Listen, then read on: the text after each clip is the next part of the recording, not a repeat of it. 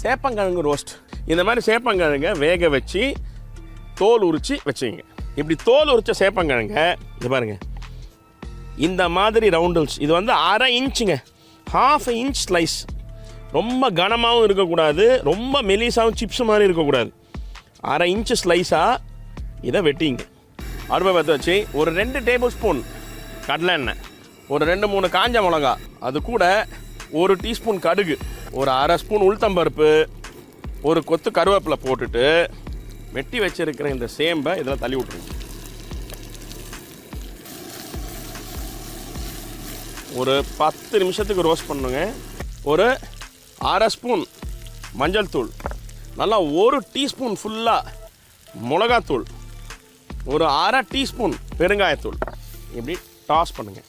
இந்த மசாலா இவன் கூட ஒட்டி